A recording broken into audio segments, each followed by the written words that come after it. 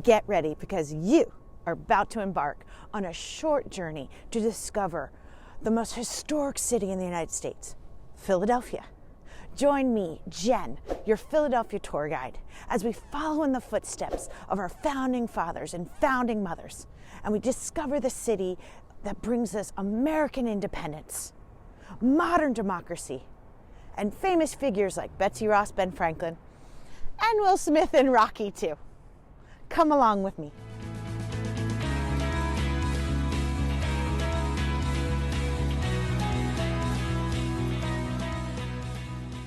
Our tour begins from the Betsy Ross House, before moving on to Elfereth Alley, the oldest continually inhabited residential street in British America, before moving on to Christ Church. Next, we will visit Carpenters Hall, the birthplace of the Commonwealth of Pennsylvania and the setting for the first Continental Congress, before heading to the home and museum of Dr. Benjamin Franklin. We will then make our way to Independence Hall, where both the Declaration of Independence and the Constitution were debated and ratified. And finally, we will visit the home where Thomas Jefferson drafted the Declaration of Independence before paying our final respects at the grave of Philadelphia's greatest citizen, Benjamin Franklin. And this is just a taste of what you will see in this video. This is an abridged version of our on-location walking tour of historic Philadelphia. Links to the tour and other related topics can be found in the description below. Let's get walking.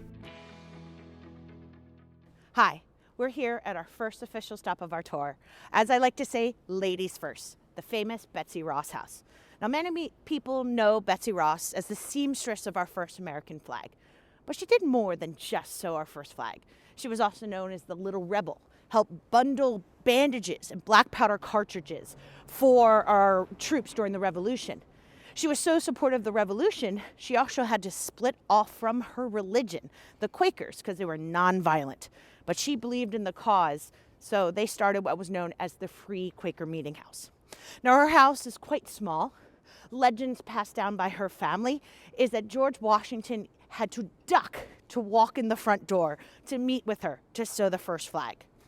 Now note, she had to sew it all by hand, every stitch, every seam. All 13 stars that she famously put in the ring in what we call the Betsy Ross flag. Now, she sewed the flag. The designer, he doesn't get much attention. A gentleman from New Jersey named Francis Hopkinson. He was the Secretary of our Navy. He designed our flag for our Navy originally, but it was so lovely, we chose to use it as our national flag.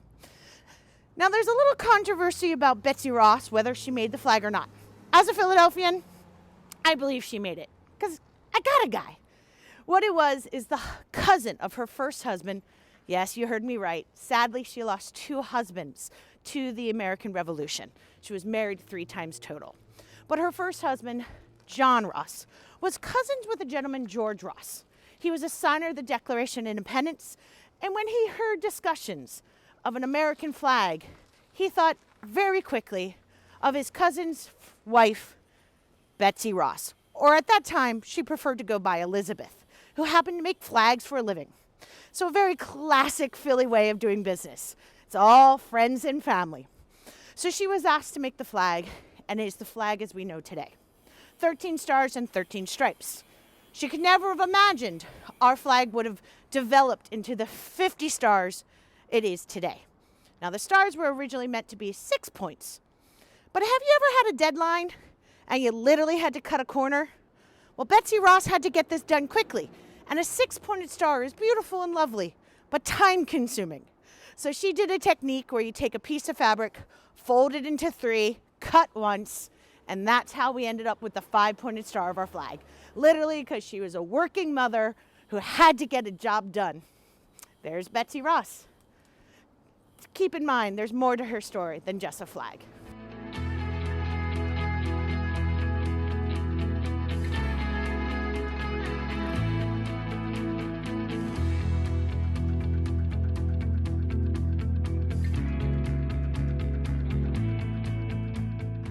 So we are here on the famous Elfereth Alley. Now, if you look behind me, you're probably doing what everyone does on tour. Oh my God, it's so cute. It is, but it is also the most historic street It is the oldest continually inhabited residential street in English-speaking America. Now that's a lot. What does that mean? It means people have lived on this street non-stop since 1703. Now it's English-speaking because we were a British colony. And these are real homes. Real Philadelphians live here today. I have friends that live on the street. So when you come here, yes, get your photos, get your selfies, but please be mindful. Don't try and break in. Now, if you look at the houses, there's some beautiful details. For example, one of my favorites is up here on the second floor of the house with the green shutters. Now, to you, it looks like this just black arm. Some people think it's for satellite, something rather clever. Have you guys ever heard of a nest or a ring? This was an early spy camera. We call them busybodies in Philadelphia. Most people lived on their upper floors of their homes because the first floor of the homes were businesses. So if someone knocked, they want to know who's at the door. Maybe it's the bill collector. So they would have mirrors angling to the house to see who's at the door. But they don't want to see just their door. They also want to see the whole block. So there's 3 panels, one facing the door, one facing this way, one facing this way, so they can spy on all their neighbors. Also, for example, the houses are very skinny. This one here is the skinniest on the block. It's only 9 feet wide. Because under British colonial rule, we were taxed on how wide our homes were, how many sides we had. That's why all the houses are attached. We also taxed on how many rooms we had. So many of these homes only have 3 rooms. No closets, because that was a room. Yes, we did the modern, trendy, small living even back then. Now, if you look at the bottom of the houses, you will see these doors. If you only have 3 rooms in your house, you have to get kind of clever with your storage. So this is how we would access our basements. For example, here, this is how a human would go to the cellar. This is how we would put our coal down to the basement to heat our homes. And then down here is a boot scraper, so you didn't track any mud and dirt into your house. Because yes, these are real homes, but it's historic. This used to be the home of the Windsor chairmaker. So you would walk right into what today would be their living room, and you would see them making chairs. And then the entire family would live up on the upper floors. Now, when I say entire family, I mean entire family. These were big families back then because this was working class. For example, Ben Franklin was one of 17 children. Could you imagine that many kids in only 2 rooms? Oh, too much. So above me, you might notice something a bit odd. The British flag. Wait a minute. We're in Philadelphia, United States. Yes, we are. But we were once a British colony. And this is how the house is telling you its age. Because this house dates before Northern Ireland was part of the British Empire. Specifically dates to the early 1720s. So if you come to Philadelphia, keep an eye out for the flags. It's a subtle way for us to tell you how old our buildings are. Now, if you do come here, coming up on my left is a museum of the street. Yes, real people live here, but you get to actually go inside. You get to see what the buildings look like, see the furniture, see how small or cute or quaint. Sometimes they even have costume of the period on display. So if you come here, make sure, take your selfie, take your photos, but give yourself some extra time to check out the museum as well. But welcome to my favorite street in the city, Elfereth Alley.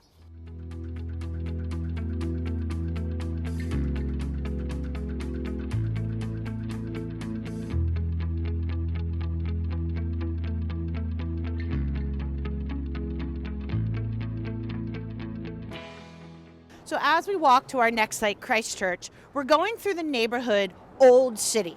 Not Old Town, that's Alexandria, but Old City. Now this is one of the 200 neighborhoods of Philadelphia.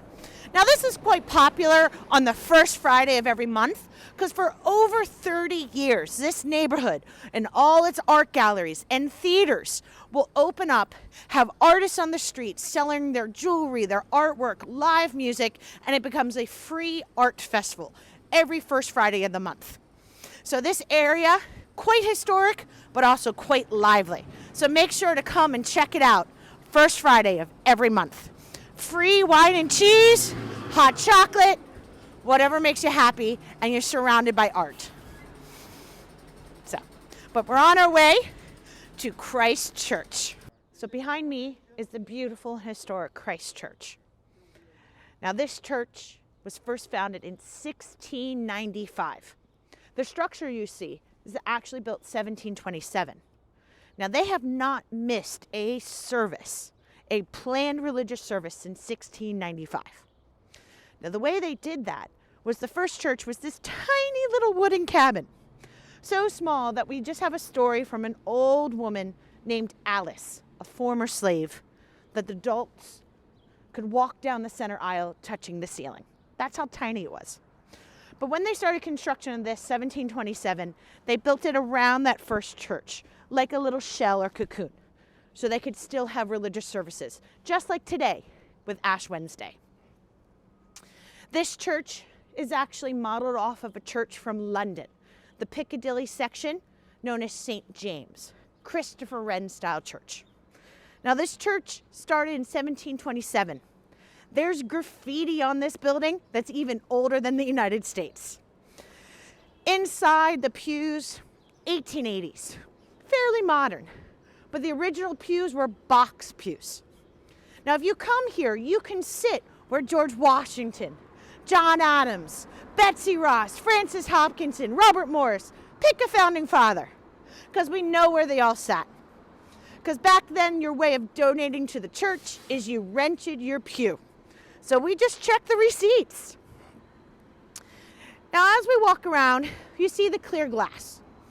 People sometimes are puzzled by this. We think churches in stained glass. Well, they wanted clear glass because they wanted to show the light of God shining in, to show that the inside world and the outside world are hand in hand. But the sun, you might notice, also makes it glitter, because of course it's always sunny in Philadelphia. But the black on the brick is a subtle way of showing them that they have money to spare, because it's the end of a brick glazed and it goes vertically back. Then you have 2 rows of regular red bricks. So this wall is 4 feet thick.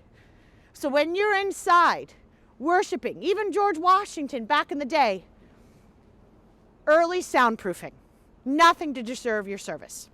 But as we walk, watch your step. Because as I cross, a lot of people look at these and think, oh, cobblestones. Actually not, it's Belgian block. They get their name because they came over from England in the belly of the ships that were to be loaded up with the raw materials from the colonies. They were carved by Belgian prisoners as part of their prison punishment. But as we walk, if you look behind me, you're seeing the first skyscraper of the United States. Ha ha ha, I know, it's not very tall. It's only 7 stories. Compared to cities like Chicago and Toronto and New York, it's really short. But this would have been the tallest structure of the United States from 1754 until 1810, 56 years. Now inside that bell tower are 11 bells today. 8 of them are the original sisters of the Liberty Bell, came over in 1754. One is even an identical twin. No, she did not crack. They still ring loud and proud today. So if you come here when they have services on Wednesdays and Sundays, you can still hear the ringing of the bells and the closest any human being could get to this day of what the Liberty Bell would have sounded like. Here at the beautiful Christ Church. The birthplace, by the way, of the Episcopal faith. It was originally Anglican, but you can't keep a religion dedicated to the king if you kick the king out with the revolution. So they took the Anglican Church, removed the king, and inserted our brand new Constitution.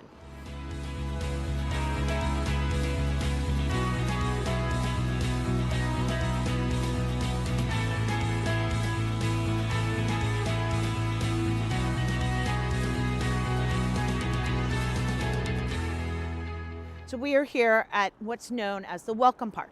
So in 1976, they created this park with the layout of the city of Center City, or the city that William Penn founded, on the ground. In the center is a statue of our founder, William Penn. Now they chose this location because on this site is where the home known as the Slate Roof House, the house that William Penn stayed in while he was in Pennsylvania, used to stand. So in 1976, they designated this a park in honor of him. It's called the Welcome Park because when he came here from England in 1682, he specifically came on a ship called Welcome. Because when he came here, he was interacting with this land different than other colonists. He wasn't viewing it as a place to conquer. He was seeing it as a holy experiment, a place that all people would be welcome. He specifically put that into the charter of our colony in 1701, that any religion is welcome to worship free of persecution. That's why we're called Philadelphia, city of brotherly love and sisterly affection. And he came here and met with the Native Americans, the Lenni Lenape, and traded with them fair for the land. He saw them as holier people. He thought they were God's children. And the Lenni Lenape, seeing him, a non-violent Quaker, as I like to say, the early hippies, that believed all human beings were created equal, they saw him as a brother. And they said, we will be friends as long as the sun rises and the rivers run. But this park is in honor of that. If you look down, see the white stripes representing the streets of Philadelphia. If you want to break out in song, go for it. North-south running streets, numbered. East-west running streets between the two rivers. To the east, the Delaware River, and to the west, the Schuylkill. Yes, that's how you say that word, Schuylkill. Helps you have a little hairball in the back of your throat. The trees represent each of the green spaces William Penn designated. We know them today as Washington, Rittenhouse, Logan, and Franklin squares. Along the wall, you see a timeline of his long, rich life and how he started Philadelphia to be a profoundly different city, our colony to be profoundly different, a place that all religion, all people, and all thinking were welcome. Hence, we became so important for the creation of the Revolution because we allowed that open-mindedness. So, as I like to joke, we were founded by hippies. That's how the Quakers were. They were anti-authoritarian. They believed all people created equal. They believed men and women were equal, and everyone should be free to speak their truth. But here is what's known as the Welcome Park. Now, as we walk, you will see to my left the famous City Tavern. Now, Philadelphia is known for our food scene today. We love our food. Our beer, our wine, you come here, we like more than just the cheesesteaks. But the City Tavern, early America, John Adams considered the finest eatery in America. So we started that rich food history as early as the Revolution. This is where Thomas Jefferson and Robert Morris, Alexander Hamilton, all the founding fathers came, hung out, had a beer, and talked about revolution. You can only imagine the conversations inside that gave birth to our nation and our freedom.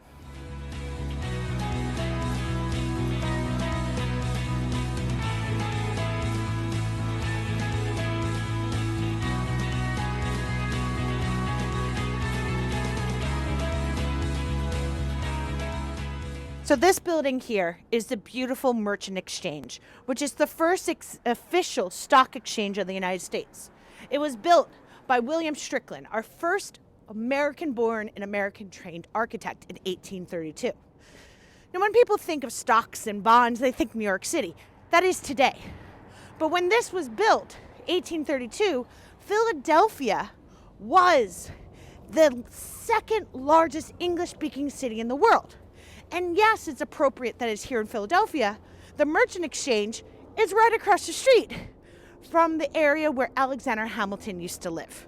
Now, the building is no longer there, sadly, but on that site, that is where he lived. So if you know the musical, the second act all took place 1 block from where I'm standing.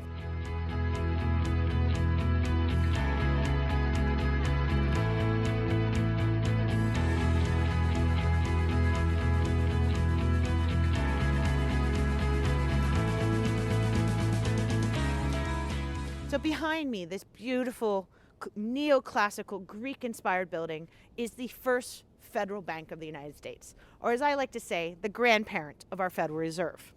Now, this comes out of the financial need of our American Revolution and the brainstorming of Alexander Hamilton. Now, the construction you see, the boarded up windows, don't panic. It's actually a good thing.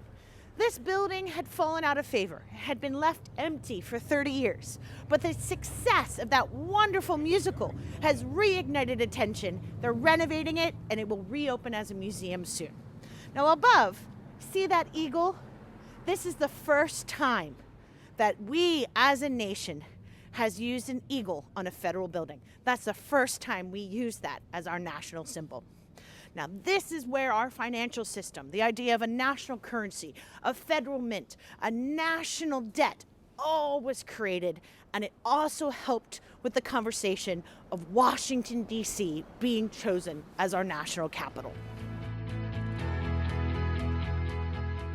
If you are enjoying this tour so far, you can click that like button and help others like you discover this video. If you would like to watch other videos like this one, consider subscribing to our channel. In addition to Philly, we offer tours in New York, New Orleans, Washington, London, Berlin, and many, many more. If there is any place you would like to see us offer a tour or video, then leave a helpful suggestion in the comments below. And like our guided city walks, this video tour is free to take and operates on a pay-what-you-wish formula. So if you are enjoying this tour, you can consider buying your tour guide a cup of coffee as a thank you.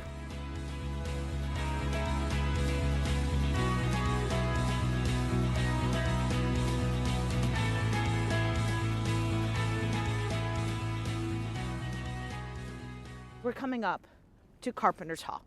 So if you're an architect, engineer, or carpenter, this is your destination. It is the home of the oldest trade guild in the United States. A little bit different than a workers' union. This was the creme de la creme, the elite of their professions. They were chosen, they were nominated, and often members for life. They formed originally in 1724, but one of their members, a Scottish gentleman, Robert Smith, designed this, and it was built 1770 to 1773. So hence it was the perfect location for them to hold a very important meeting, the birth of the US government, what's known as the First Continental Congress. Now we talk about the second one all the time. We get the Declaration of Independence. That's glamorous, war, revolution. This, we were trying for peace.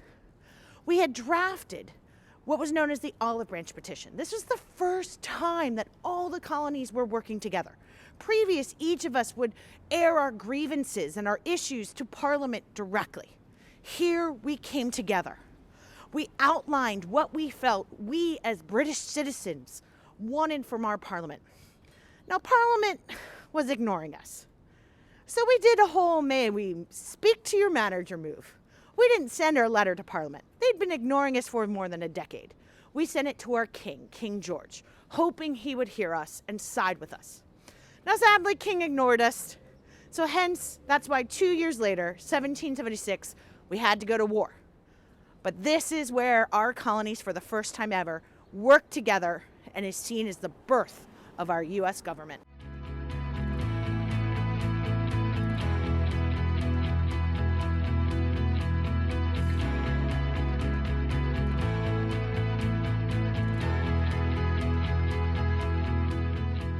So when people think of Philadelphia, names like Rocky and Ben Franklin pop in their minds.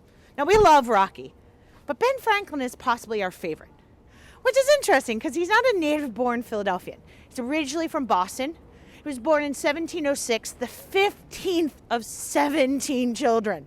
Now, he ran away from Boston at the age of 17, came to Philadelphia, started working in a print shop, worked his way up to eventually owning and running his own print shop. Became so wealthy that he retired at the age of 42. He was so wealthy that he had one of the largest homes of the city of Philadelphia in what we know today as Franklin Court. Now, the house is no longer standing because it was so expensive. His children could not afford it. They had to tear it down because of property tax. Now, in front, first floor would have been businesses that he would have leased out, such as the first post office of the United States. Doesn't fly an American flag because it was created before we were a nation. Upstairs would have been apartments he would have rented. He was also an avid inventor. Invented swim flippers, lightning rod, weather vanes, batteries, bifocals, and the street lights you see in the neighborhood. Whoops. But yes, Ben Franklin is possibly the most famous Philadelphian.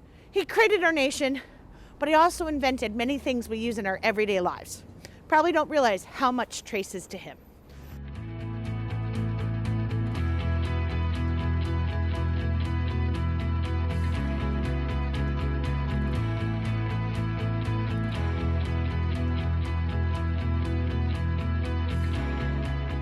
So we mentioned a first bank, so there has to be a second. So here's what we call the second bank, or our second federal bank of the United States. Now this comes about because the first bank had a 20-year charter and they chose not to renew it. That should have been fine, but then we have this thing called the War of 1812, Washington D is sacked, the White House is burnt, and we again have a national war debt. So a Philadelphia banker named Nicholas Biddle approached Congress and said, let's re-centralize our banks. So this was created. Now this beautiful building was designed by William Strickland as well. Completed 1824, but it doesn't last long because we get a president named Andrew Jackson, 1829, and he didn't really like this bank. So he tried to dismantle it. Congress said no, but in 1832 he ignored them, took the money out, gave it back to the states. Not all the states though, just the ones he won his presidential election in. Now this weakened our nation so much so that we fall into an economic crisis. And this becomes terrifying. The idea of a central bank, no. We did not re-centralize our national bank again until the Federal Reserve in 1913. Now today, it has a different type of treasure inside. It is used by the National Park Services to hold famous American portrait paintings of George Washington and James Madison. You name an early American, their portraits are inside today.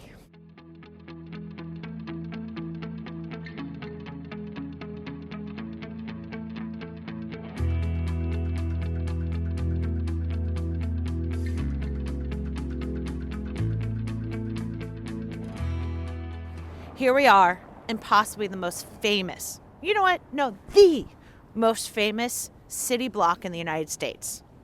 It's where we have Independence Hall, the place where the Declaration, the Constitution, our nation was formed. In the center, it was built originally to be the State House of Pennsylvania. That's its original name. We get the name Independence Hall after the events of the Revolution and such. 50 years later, Marquis de Lafayette, touring through this nation that he helped us create.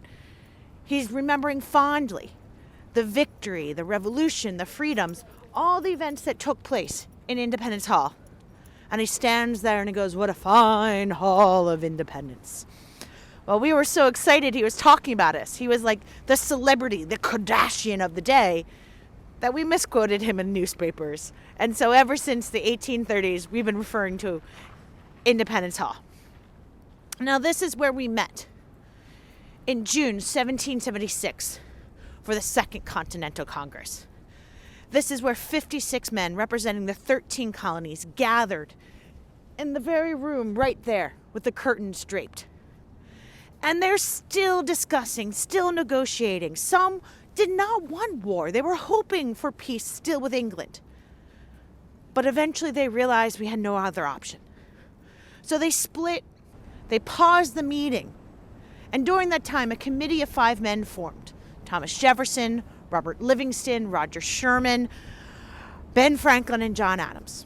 Now like any school project, unfortunately it fell to one person to do all the work. Poor Tom had to draft this document. 2 weeks he's slaving away at this document. When they reconvened July 2nd here in Independence Hall, after a speech by Patrick Henry Lee, they realize we have to go to war. There's no other option. So he goes, I have a document for you to review. People don't like to hear it, but technically our holiday should be July 2nd, not July 4th. Now he submits his document. 56 men, 24 of them were lawyers. So they go through every word, making 80 changes to the document. Eventually it's approved July 4th. Sent for printing July 5th, read by the Philadelphia town sheriff, standing right there at that door, John Nixon. Yes, the same Nixon as our president, Richard Nixon. And he reads it July 8th for the first time to the world. Now some of you might be like, whoa, what about the famous signings? Well, that didn't happen until August 2nd. because these men had to scatter back to their colonies, get approval. Today we can send a text message. They had to ride on horseback. So they come back to this building August 2nd. 50 of the 56 men made it. And they say, yes, we officially approve. A gentleman named Matlack with beautiful calligraphy handwriting outlined the official document that we have today in Washington, D.C. John Hancock signs. Technically, he's the only one required. But everyone started signing as a sign of solidarity. It took until 1777 to get all 56 signatures. And in that bell tower, we have today the Freedom Bell. But that's where the famous Liberty Bell used to live, till she cracked for her last and final time in 1846. This is also where we come for our Constitution. This was our capital for 10 years while Washington, D.C. was built. There's so much history here. I could spend days just talking about one building and one room. But this is the birthplace of the United States. Everything that made us us started right there. So yes, this is the most historic block in the city, most historic block in the nation, and the most historic building in the United States.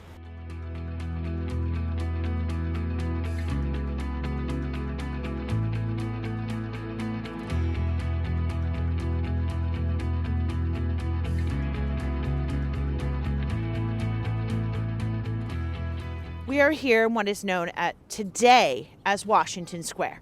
Originally in William Penn's plan, this would have been known as the Southeast Square, because this was one of the squares that he designed for open green space, for health, leisure, and strolling, because he wanted Philadelphia to be in a green country town, always healthy and wholesome. Many people come here and walk and play, and they don't realize they're doing exactly what William Penn wanted. Now, this was also known as Congo Square, because the African American and slave population of Philadelphia, they would come here. This is where they would have their celebrations, holidays, and sadly also their burials, because they were not always welcome to be buried in other churches. But most notable of all, this was a burial ground during the American Revolution, that when the British forces invaded Philadelphia in September 1777, they occupied us for 7 months. And they captured our soldiers, and they saw them as traitors. So they did not treat them with the respect that these noblemen deserved. And when they died, be it of imprisonment or an execution, they were just dumped in pits in this square. Now, when the city was recaptured by George Washington, he heard about the tragedy of these men, of family members digging through, trying to find their loved ones, to give them closure, to give them a proper burial. And George Washington had heard of tombs of the unknown soldier in Europe. So he designated this spot to honor those proud men sacrificing their lives for our nation. The memorial sea has been expanded over the years. They've added their sarcophagus with human remains from this square. They've added the statue. They've added the eternal flame, so we never forget their sacrifice. And so this is the tomb of the unknown soldier of the American Revolution.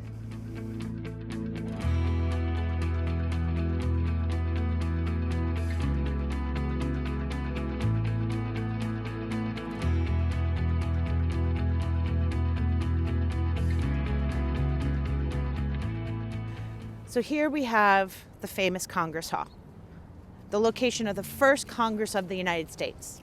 On the upper floor was our Senate, referred to as the upper house. The lower floor was our House of Representatives, the lower house. Inside this building is also where we ratified the Bill of Rights, the first 10 amendments that outlined the essentials of American life. But most important of all, and my favorite, is this is the building where we have the first bloodless transfer of power in human history. This is where George Washington sat back and watched as John Adams was inaugurated. Because George Washington believed that the true test of our democracy was the peaceful transfer. He said famously that he was not the important person. It was the office of presidents that he occupied. He very much put the focus on the office. World leaders gathered here to watch, thinking this was going to be a failure. It was anticlimactic.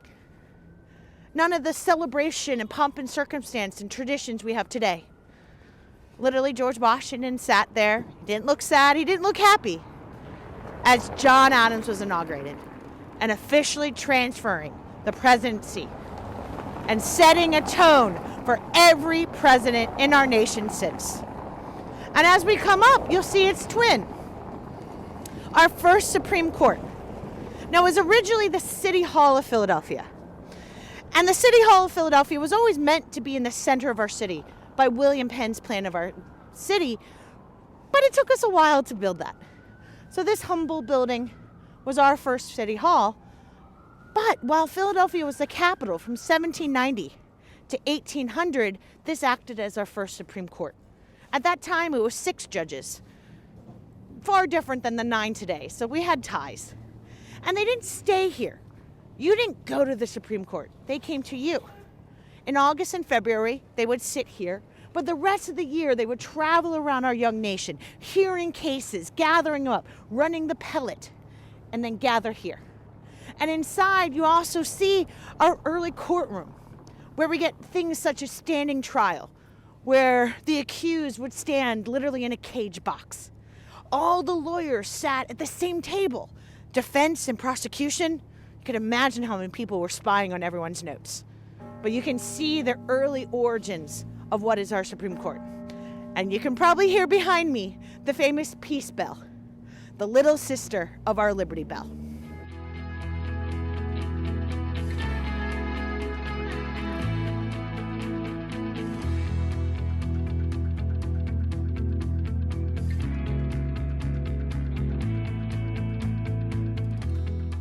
Behind me, you can see the current home of the Liberty Bell Center.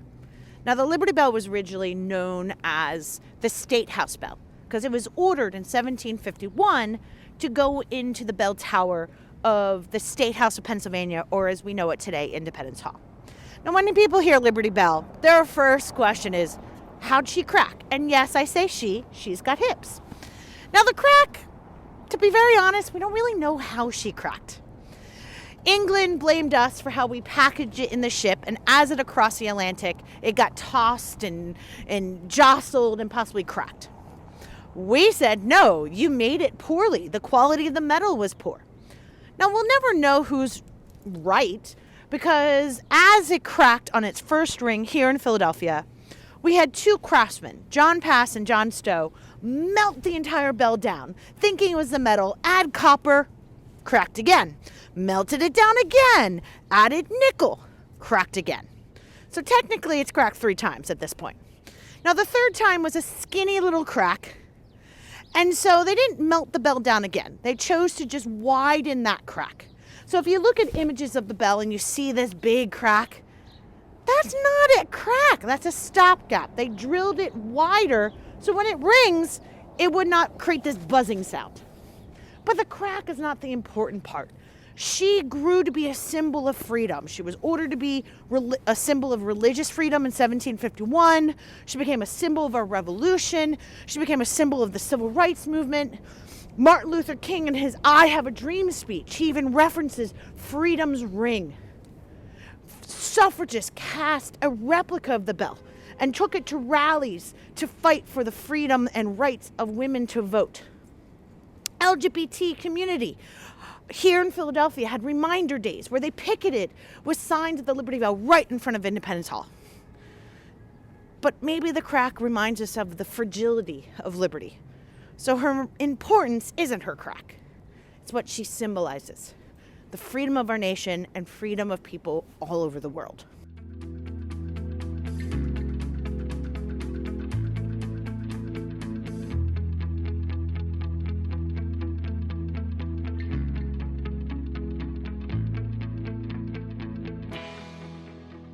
Here we have a reconstruction of what we call today the Declaration House. Specifically, it was a house built and owned by a gentleman named Jacob Graff. Graff, Graff, not like the graph in math class. He was a carpenter, built this home on the edge of the developed part of the city, built a bit more space than he and his family needed, because this was historic Airbnb. He would have rooms that he would rent out to travelers. One famous traveler was Thomas Jefferson. He rented rooms here for 2 weeks, and while he was living here, he drafted the Declaration of Independence on site here. Now, he chose this building because this was the edge of the city at the time. He thought it would be better for peace and contemplation. He didn't realize that across the street was a large horse pasture, and this was a record hot summer. So the smell of the manure, the horse flies, and the heat. It might have been quiet, but it was not very aromatic. But this is the site where he drafted that document, the Declaration of Independence, that started the chain of events that created our nation.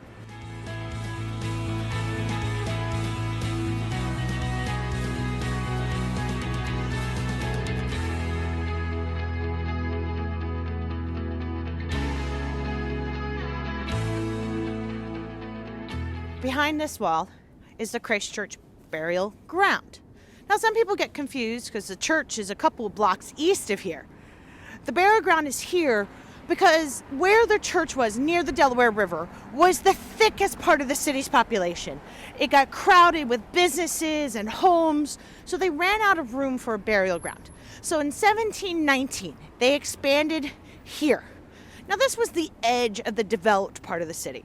William Penn planned us river to river, but it took us a while to fill in that plan. Now, we have about 4,000 people buried here, we believe. Over the years, records have been lost, headstones have faded with the weather and the rain, but we do know some famous people are buried here, such as Charles Mason of the Mason-Dixon line. He's buried here. After drawing that line that famously is known for dividing North and South, he went back to London. He was all excited about his achievement. Everyone in London was like, oh, big deal. So he came back to Philadelphia and ended his time here, and he's buried here. We also have George Ross. He is the signer of the Declaration of Independence that had a cousin, John Ross, that was married to Betsy Ross. We also have Joseph Hughes. We have Francis Hopkinson, the designer of our American flag. We have Dr. Benjamin Rush, the father of American psychiatry, the first to view mental illness as a disease and that there could be treatments. But most famous of all, and why people flock here, is famously Ben Franklin. Now everyone's like, wow, they put him up front. Actually, this was the backmost corner because Ben Franklin was a smart man. This was his wife's family plot. Happy wife, happy life. So he's buried here with his wife, Deborah. Next to them is their daughter, Sarah, with her husband, Richard. At the top is his father-in-law, John Reed, and then sadly their young son, Francis, who died at 4 years old from smallpox. Now the gate was opened up in 1850s because so many people started throwing coins over the wall, because there's a tradition. If you throw coins over the wall and it lands on Ben Franklin's grave, good luck for you. But now at the gate, you can cheat. You can easily put your hand in and drop it. Since Ben Franklin was possibly the first hacker, he would totally appreciate the hack of that tradition. And also thank you for bringing your coins back, because right across the street there is a U.S. Federal Mint where they make coins. So really, you're just bringing them home. So your next adventure is up to you. In addition to Philadelphia, we offer you virtual tours in New York, New Orleans, Washington, D.C., London, Berlin, and beyond.